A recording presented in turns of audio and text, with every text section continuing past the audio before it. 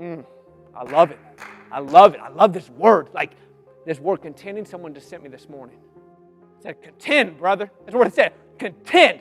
When it's hard, contend. When it's easy, contend. Why? Because it's a fight, daggone it. And it's a fight either way, so you might as well win in it.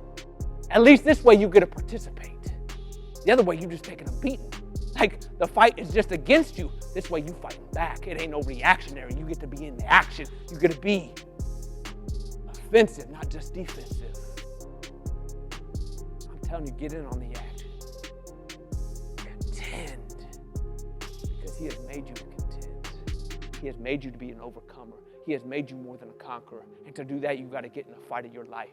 You got to hit those knees. And I promise you, your prayer life directly resembles your real life.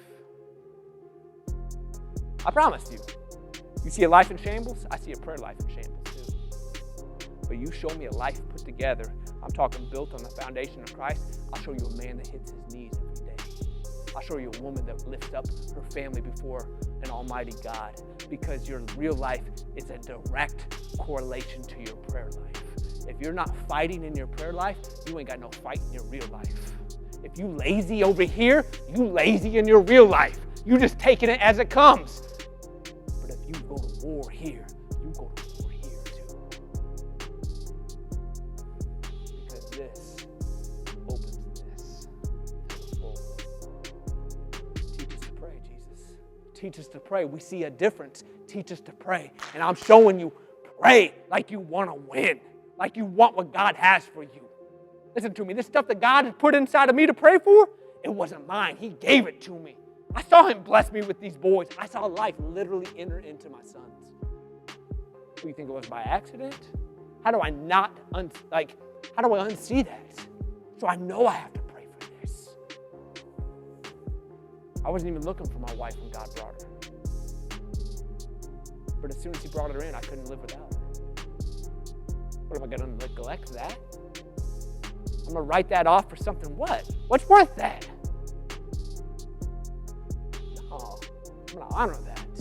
I'm going to raise that up. I'm going to respect her and love her. Like I'm going to cherish that. I'm going to guard that and build upon that. Sure, you think that's something. I wasn't even looking for God when God found me. He was looking for me. I was good with God. I had him enough. You know what I'm saying? Is that not the state we all get to? And yet God showed up, and I won't let him go now. Like he couldn't get away if he wanted to. Why? Because I'm going to be like Jacob. I'm not letting go until the blessing comes. I can't live without him. I can't go one day without him on my mind. I cannot go morning to evening without talking to him. Like I have to have him. This mission that he's put inside of me, I can't let it go.